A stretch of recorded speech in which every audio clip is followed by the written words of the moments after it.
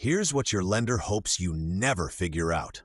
Most first-time buyers who buy down their mortgage rate lose money, sometimes 30, 50K, even more, and they don't find out until it's too late.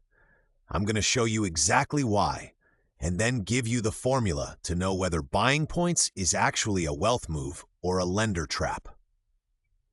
Let's start with the basics, because the mortgage industry uses language designed to confuse you. There are two different things called points, and they're completely opposite in how they work. First, discount points. These are optional fees you pay up front to permanently lower your interest rate. 1 point typically costs 1% of your loan amount and drops your rate by 0.25%. So on a $400,000 loan, 1 point costs you $4,000 and might take you from 6.5% down to 6.25%.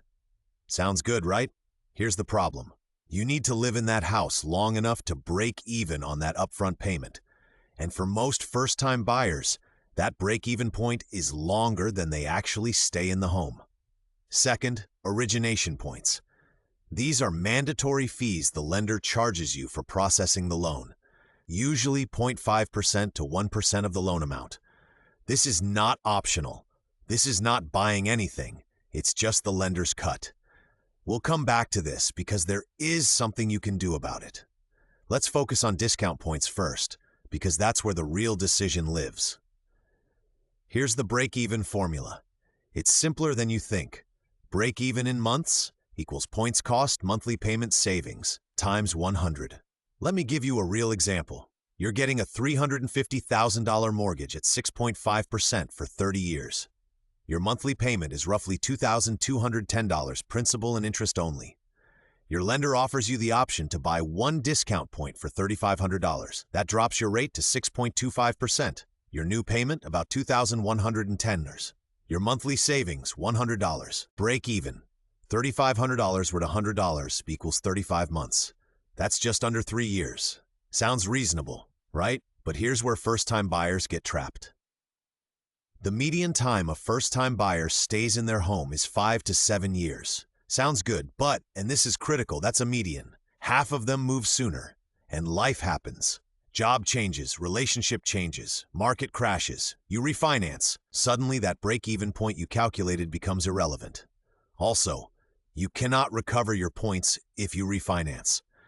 If you spent $7,000 buying down your rate by 0.5%, and rates drop 2 years later and you refinance, that $7,000 is gone. You don't carry it over. The lender keeps it. This is why discount points are genuinely a trap for most first-time buyers.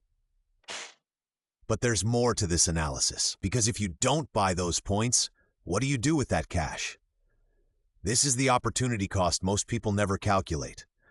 If you're paying $7,000 in discount points to save $100 per month, your lender is essentially offering you a 1.7% annual return on that investment.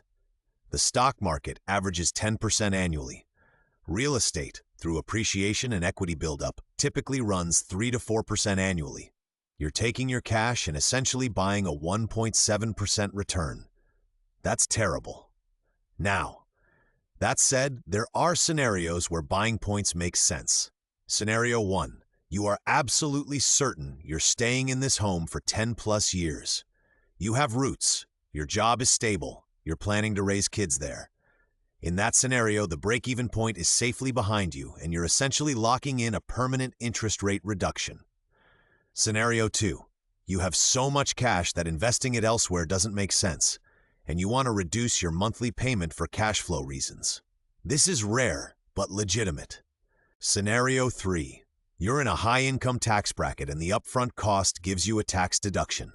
This is niche, but it happens. For everyone else, keep your cash. Now let's talk about origination points, because this is where you actually have leverage. Origination points are not optional fees you choose to pay to get a benefit. They are fees the lender charges you because they're usually 0.5% to 1% of your loan amount, and they're buried in your closing costs. Here's what nobody tells you. These are negotiable. You can shop lenders specifically for lower origination fees. You can ask for them to be reduced. You can say, Lender A is charging me 0.5% origination. You're charging 1%. Come down or I'm walking. Lenders hate this because it cuts into their profit margin. But they will do it, especially for strong borrowers, especially in a competitive market. On a $350,000 loan, the difference between 0.5% and 1% origination is $1,750.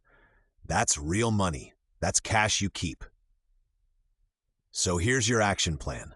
When you're getting mortgage quotes, separate these numbers. 1. Interest rate, the percentage you pay annually. 2. Discount points, optional fees you pay to lower the rate. 3. Origination points, lender fees you should fight. 4. Other closing costs. For discount points, run the break-even calculation. If it's more than 5 years, assume you don't stay that long. Keep your cash. For origination points, get quotes from at least 3 lenders. Use the origination fee as a negotiation point. You should be able to get it under 0.75% on a strong application. Then, and this is important, calculate what you could earn if you invested that cash instead of giving it to the lender. At a 6% annual return, conservative for a brokerage account or real estate investment, $5,000 becomes $6,700 in 5 years. That's $1,700 you don't give to your lender. Here's the real wealth move most first-time buyers miss. Instead of buying down your rate, buy more of your home through a larger down payment. Or keep that cash as an emergency fund. Or invest it while you're paying a market-rate mortgage. Lenders make money when you focus on lowering your payment. You build wealth when you keep your cash flexible and productive. Final statement. So here's what you need to do right now. If you're shopping for a mortgage, get at least 3 loan estimates. Compare the discount points, origination fees, and interest rates side by side. Run the break-even calculation and ask yourself, am I certain I'm staying here?